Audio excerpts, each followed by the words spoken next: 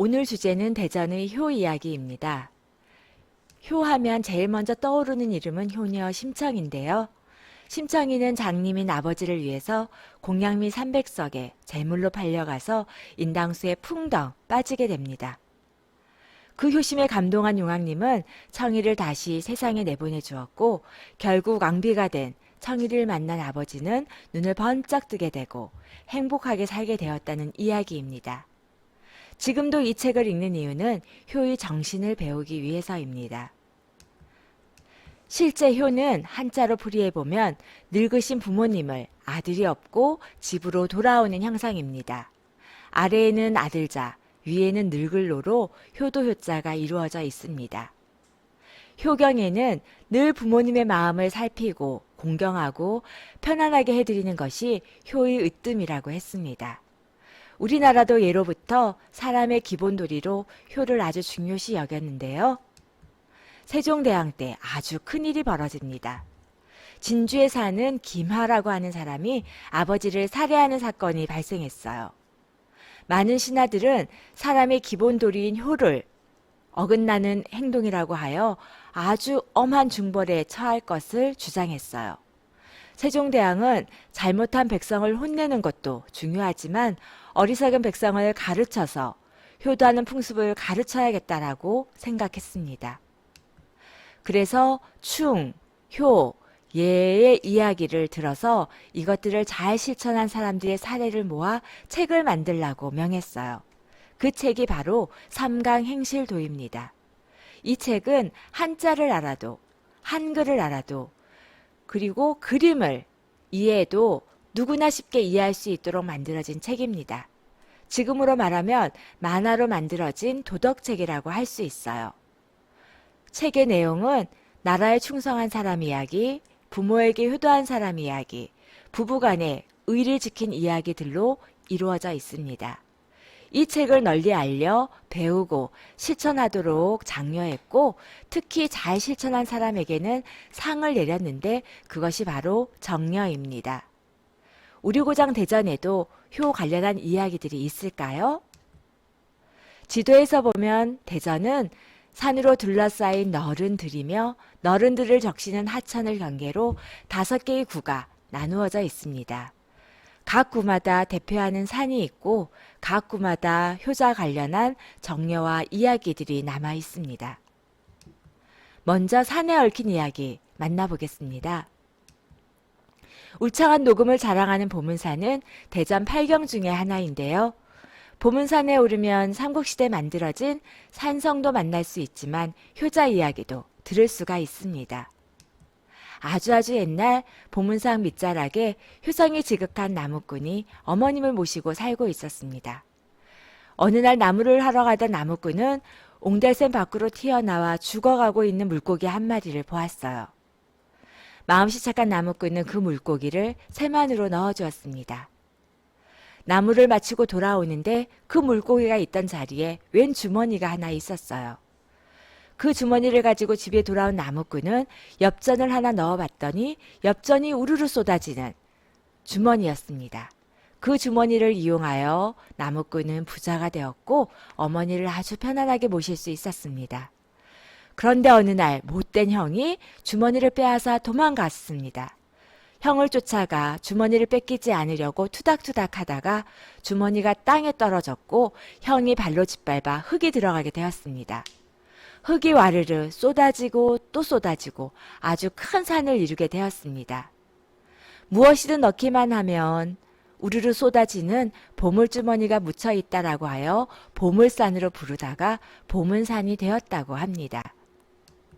지금도 보문산 입구에는 은혜 갚은 복주머니를 이렇게 아주 크고 멋지게 만들어서 잘 세워두었습니다. 대전에서 가장 높은 식장산은 야경으로 유명한 곳인데요. 식장산 관련해서는 여러 가지 전설들이 있습니다. 그중 효와 관련된 이야기 만나보겠습니다. 식장산 밑자락에 효성이 지극한 부부가 홀어머니를 모시고 살았습니다. 살림은 매우 가난했지만 아주 화목한 가정이었습니다. 아들은 산에 나무를 하러 가다가 맛있는 과일을 따면 어머니께 먼저 가져다 드렸고 며느리는 산에 나무를 캐러 가서 돌아오면 어머니가 좋아하는 나무를 먼저 드리고 남은 것을 장에 내다 팔았습니다. 이 두 부부에게는 근심이 생겼습니다. 늘 배가 고픈 어린 아들이 어머니께 드린 음식을 탐하는 것이었습니다. 부부는 아들을 산에 버리기로 결심을 했습니다. 아내가 말합니다. 아들은 또 나올 수 있지만 어머님이 돌아가시면 그만 아니요. 우리는 어머니께 효를 다하는 것이 우선인 것 같다라고. 아들은 삽을 들고 며느리는 어린 아들을 업고 산에 올랐습니다. 양지 바른 곳에 다다라서 아들이 삽을 이용해서 땅을 파기 시작했습니다. 덜커덕. 큰 돌이구나 생각하고 흙을 걷어내는데 그 밑에는 밥그릇이 하나 있었습니다. 부부는 생각했습니다. 하늘이 주신 선물이구나. 그래서 밥그릇을 들고 아들을 업고 집으로 돌아왔습니다. 그 밥그릇은 쌀 한 톨을 넣으면 쌀이 우르르, 엽전을 넣으면 엽전이 쏟아지는 아주 신기한 그릇이었습니다. 그 그릇을 이용해서 부자가 되었고 어머니를 아주 편안하게 모셨습니다. 어머니가 돌아가시고 마음씨 착한 부부는 다시 그 그릇을 원래 있던 자리에 가져다가 묻어두었습니다.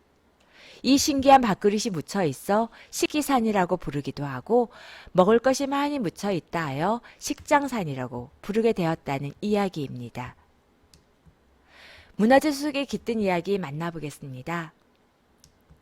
정렬한 효자, 충신, 연려의 행위를 기려서 본보기로 삼게 하기 위해 나라에서 내리던 상이었는데요. 이 상을 받게 되면 개인은 물론 가문의 영광으로 그 내용을 나무에 새기거나 돌에 새겨서 보관을 했습니다. 지금도 나라에서 상을 주듯이 표창장 같다고 생각을 하시면 됩니다. 유성구 도룡동에 가면 3세에 걸쳐서 7명의 효자가 나와 줄이어 정력악이 있는 것을 확인할 수 있습니다. 우리나라에서 효자 가문으로 유명한 여흥민씨 가문인데요. 7명의 효의 내용은 어머니가 중병에 걸리자 손가락을 베어 그 피를 내어드리고 어머님의 병을 고쳤다는 이야기. 어떤 효자는 아버지가 돌아가시고 아버지 묘 앞에서 3년간 심효살이를 했다는 이야기. 어떤 효자는 어머니가 돌아가시고 묘 앞에서 심효살이 하면서 죽만 먹으면서 3년을 지냈다는 이야기 등입니다. 이 정여각 뒤편에는 지금도 후손들이 살면서 효를 실천하고 있고 방학이면 문중에 청소년들을 모아서 집안의 가풍과 효를 가르치고 있습니다.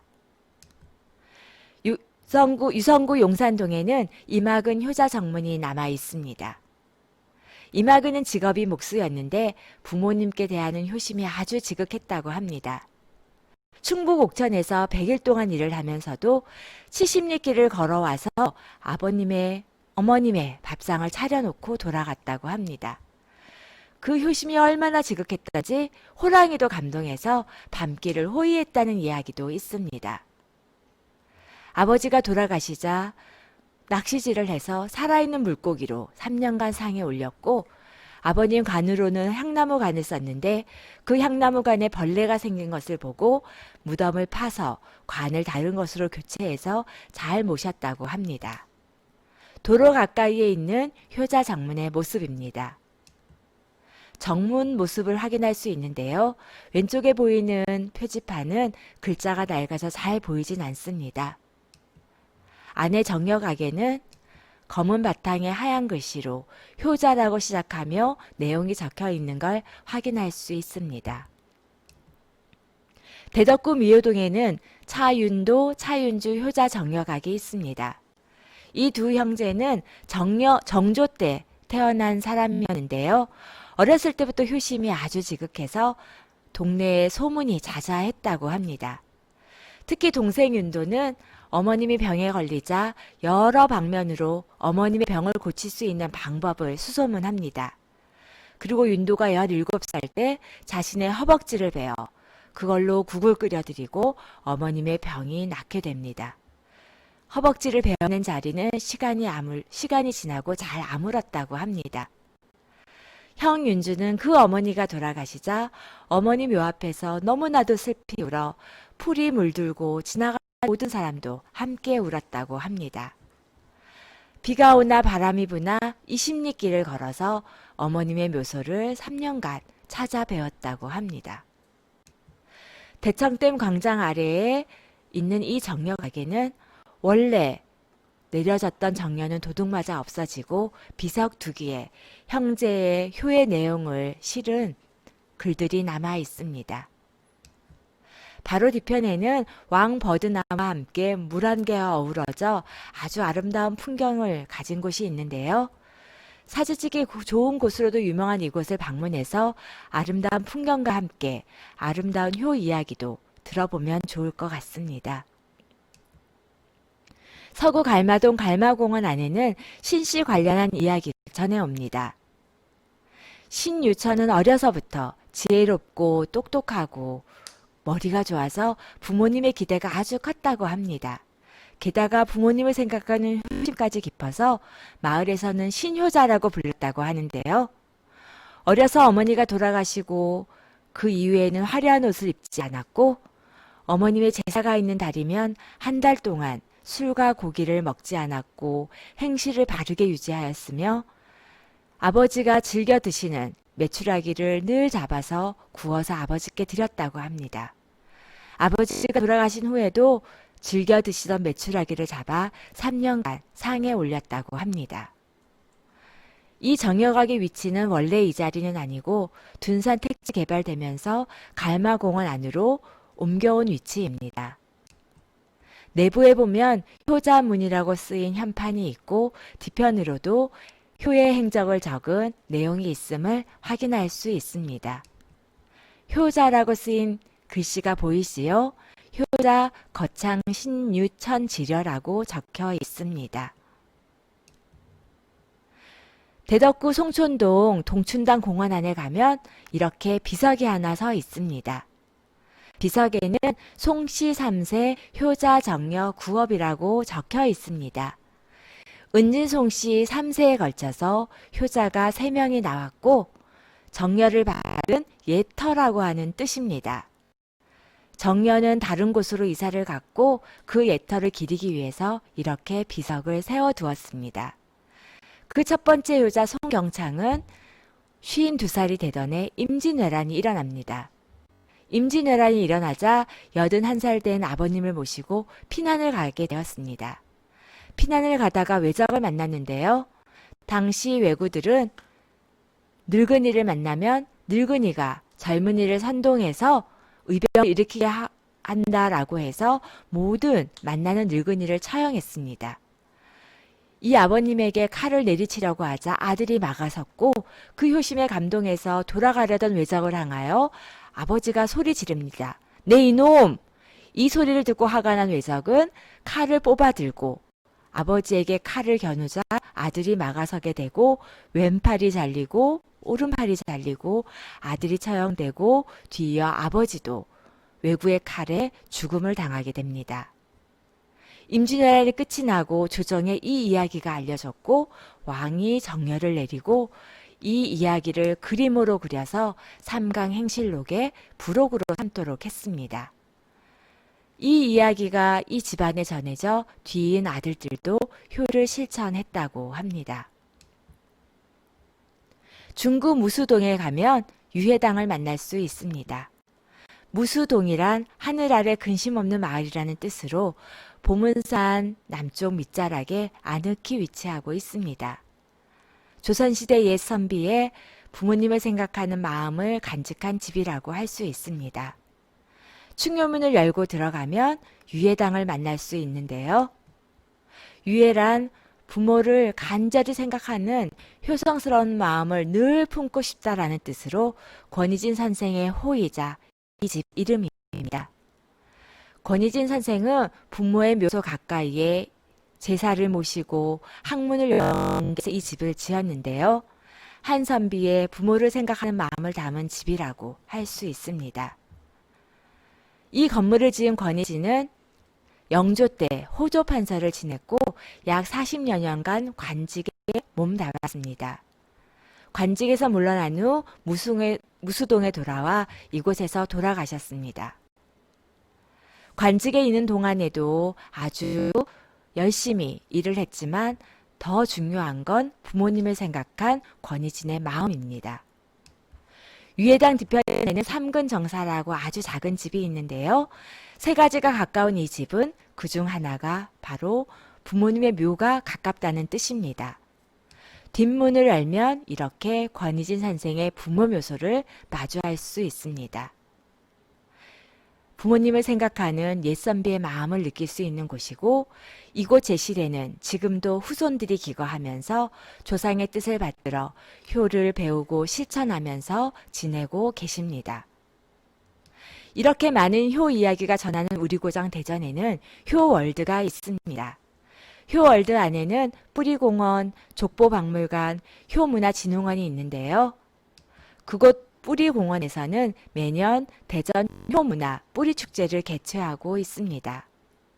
다양한 체험을 통해서 효의 뿌리를 알게 하는 체험인데요. 가장 인기 있는 체험은 바로 회초리 체험입니다. 텔레비전에서도 출연한 적이 있는 김봉곤 훈장의 회초리를 한 대 맞기 위해서 줄을 서고 그 회초리 한 대로 어렸을 때부터 간직해온 부모님을 생각하는 마음을 다시 한번 되새기는 체험입니다. 다양한 체험을 통해서 효의 정신을 느낄 수 있는 이 축제에 기회가 되면 참여해 보시면 좋겠습니다. 지금까지 대전의 효 이야기를 만나보았습니다. 현대의 효는 전통적인 효의 실천 방법과는 차이가 있습니다. 그러나 효의 기본적인 의미만은 똑같다고 생각을 합니다. 전통적인 의미를, 효의 의미를 되새기며 늙은이와 젊은이가 조화를 이루는 것이 바로 아름다운 효라고 생각을 합니다. 지금까지 대전의 효 이야기였습니다. 고맙습니다.